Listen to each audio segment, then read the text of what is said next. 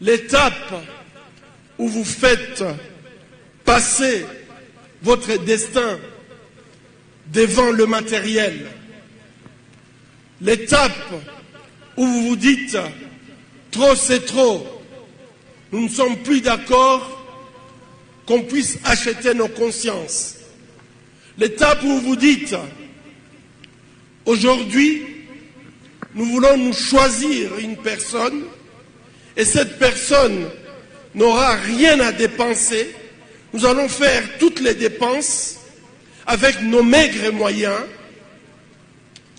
C'est l'étape où vous voulez dire tout simplement que nous refusons que les hommes politiques continuent à acheter notre conscience et nous les revoyons revenir 5 ans après pour nous demander encore de leur faire confiance. Mais désormais vous dites, nous allons nous choisir notre dirigeant, nous allons financer les coûts de sa campagne et cette personne sera sous notre contrôle.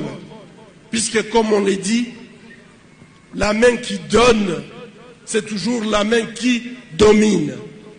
Et pendant les années, vous aviez accepté à ce qu'on vous donne 5 000 francs et on vous écrase pendant 5 ans.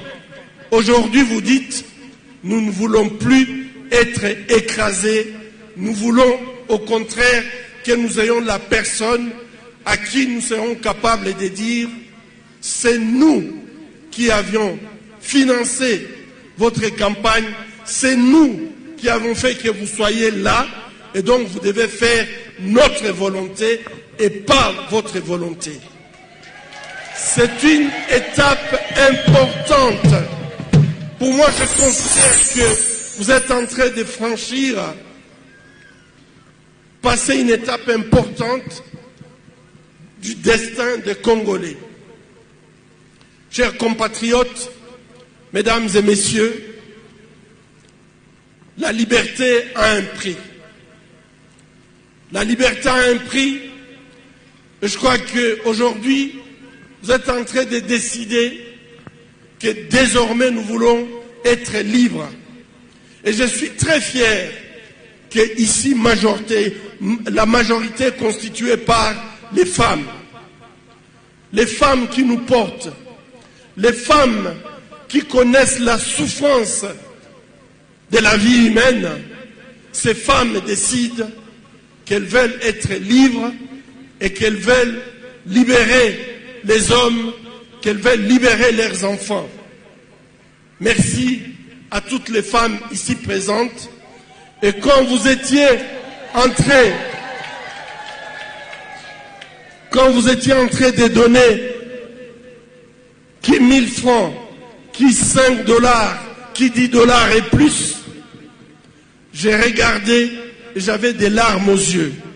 Puisque je sais que vous ne donnez pas l'argent de trop, vous ne donnez pas les surplus. Vous donnez le fond de votre caisse. Vous donnez les billets qui vous restent. Mais vous les donnez avec votre cœur, puisque vous voulez vous libérer. Vous voulez être libre. Vous voulez être des femmes qui auront des enfants et elles seront capables de donner l'avenir à leurs enfants. Ces pays, nous avons tout ce qu'il faut pour que les Congolais puissent marcher la tête haute. Aujourd'hui, nous marchons dans une humiliation terrible. Être Congolais. Mesdames et messieurs, je crois que ce que nous sommes en train de vivre aujourd'hui, c'est un tournant important de notre histoire. C'est un tournant très important de notre histoire, puisque je crois que ceux qui ont fait nous ont volé, ils ont pris des millions de dollars en se disant nous allons venir redistribuer cet argent et avoir des positions dans le Parlement, dans le gouvernement. vous êtes en train de leur donner un message très fort. Je voulais vous dire que si la liberté a un prix, il faudrait que vous sachiez que le combat que nous allons mener ça va être une lutte longue, pénible et difficile. On n'aura pas seulement des ennemis intérieurs, on a plein d'ennemis extérieurs. Et aujourd'hui, malheureusement, nos ennemis ne sont pas seulement ceux-là que nous pensons, puisque même des gens qui nous sont proches se portent comme nos ennemis. Et ceci m'amène à dire que nous devons être préparés. Nous devons absolument comprendre que nous allons au front et que l'ennemi est puissant. Ce ne sont pas seulement les Occidentaux qui nous ont colonisés depuis plus de 100 ans, qui nous ont pillés depuis plus de 100 ans. Aujourd'hui, dans nos villages, nous avons aussi des Orientaux qui exploitent nos richesses. Et en plus de ça, nous avons des voisins qui, en complicité, malheureusement, avec nos frères, participent à cette prédation. Et donc, vous comprenez très bien que nous avons besoin d'être soudés, nous avons besoin d'être forts, de comprendre le pourquoi de notre lutte. Mesdames et messieurs, notre histoire est longue. C'est une histoire il y a une histoire de souffrance, de terribles massacres. Ça ne commence pas aujourd'hui. C'est tout à fait une répétition de notre histoire. Et je crois qu'aujourd'hui, je vais profiter de l'occasion pour vous dire que nous devons nous battre pour pouvoir vaincre le complot contre la République démocratique du Congo. En 1885, alors que toutes les puissances voulaient contrôler l'espace qui sera appelé l'État indépendant du Congo, ils ont trouvé un compromis, pas un compromis pour les Congolais, mais un compromis pour les prédateurs.